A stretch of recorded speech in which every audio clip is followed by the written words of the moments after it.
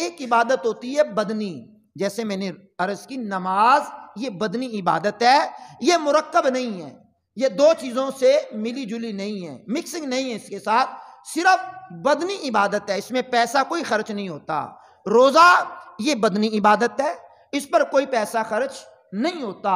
حج یہ مرکب عبادت ہے، یہ بدنی عبادت بھی ہے، مالی عبادت بھی ہے۔ زکوٰۃ یہ صرف مالی عبادت ہے، بدنی عبادت نہیں ہے۔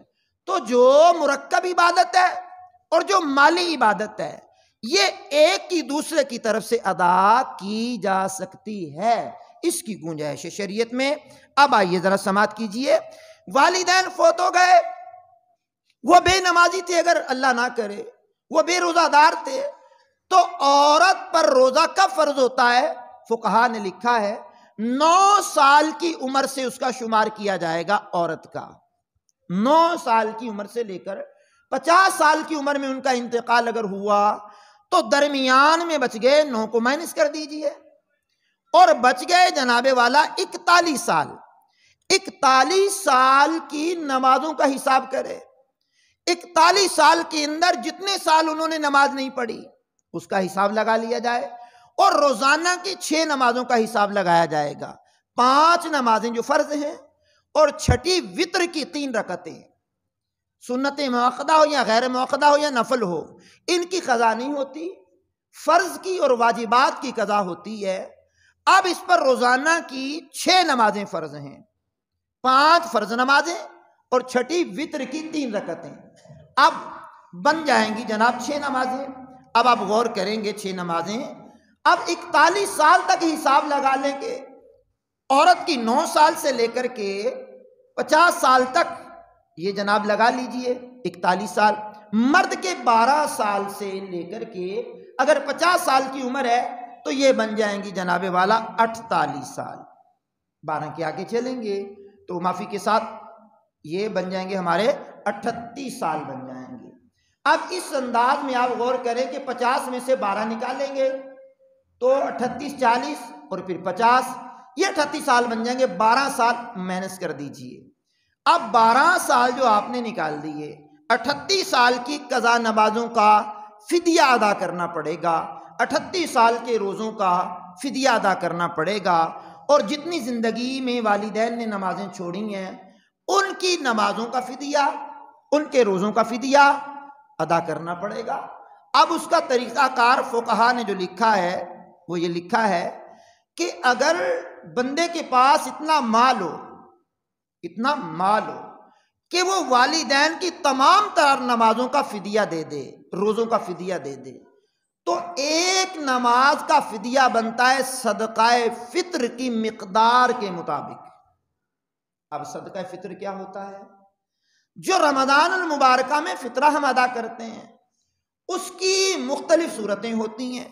آسان تر صورت یہ ہے کہ 2 کلو سے 80 گرام کم وزن کا آٹا یا گندم یا اس کی رقم، یہ صدقہ فطر کی مقدار ہے۔ اور علماء نے لکھا ہے مکمل 2 کلو کر لے تو بہت اچھا ہے، 2 کلو کر لے تو بہت اچھا ہے۔ اب آٹے کی قیمت اگر ہو 60 روپے اور یہ 2 کلو کی قیمت منڈی کے اعتبار سے نہیں لگے گی، یہ پرچون کے اعتبار سے جو روٹین میں دکانوں پہ چلتا ہے ریٹ یہ لگے گا۔ اب یہ اگر 60 روپے یا 65 روپے یا 70 روپے کلو آٹا ہے تو آپ چلیے 70 روپے لگا لیجئے، 70 روپے کو آپ 2 سے ضرب دے دیجئے، یہ بن جائیں گے 140 روپے بن جائیں گے۔ 140 روپے ایک نماز کا فدیہ ہو جائے گا۔ اب اس طرح 6 نمازوں کا آپ حساب کر لیجئے، پھر 30 دنوں کا حساب کر لیجئے، پھر سال کا حساب کر لیجئے، پھر 38 سال کا حساب کر لیجئے، یا جناب والا آپ 41 سال کا حساب کر لیجئے، جو پیچھے ہم نے بیان کر دیا وہ آپ سن لیں گے بعد میں۔ تو اس کا حساب کر کے 6 نمازیں روز کی، اور اگر 38 سال یا 41 سال کے روزے ہیں تو ہر روزے کا فدیہ ایک صدقہ فطر، اب وہ 140 روپے کے حساب سے جتنے روزے بنتے ہیں وہ کسی شرعی فقیر مسکین جس کے پاس 52.5 تولے چاندی، 7.5 تولے سونا، یا اس کی رقم، یا اس کے پرائز بانڈ، یا اس کی کمیٹی، یا اس کے پاس حاجات اصلیہ کے علاوہ اتنا مال نہ ہو تو وہ شرعی فقیر کہلاتا ہے۔ اور جس کے پاس صبح کھا لیا شام کو کھانے کو نہ ہو اس کو شرعی اعتبار سے مسکین کہتے ہیں، اور مسکین کو یہ صدقہ دیا جائے تو زیادہ بہتر ہوتا ہے۔ اب والدین کا یہاں چھٹکارا ممکن ہے اگر اولاد توجہ کرنے میں کامیاب ہو جائے۔ اب بندہ غریب ہے، وہ اتنا مال و دولت نہیں رکھتا کہ میں اپنے والدین کی نمازوں کا فدیہ دے دوں، میں اپنے والدین کے روزوں کا فدیہ دے دوں۔ اب شریعت اسلامیہ نے اس کے لیے بھی رعایت رکھی ہے۔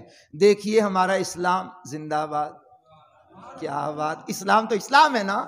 اب اسلام نے گنجائش کیا رکھی ہے کہ جو غریب اولاد ہوتی ہے اس کو بھی محروم نہیں لوٹایا۔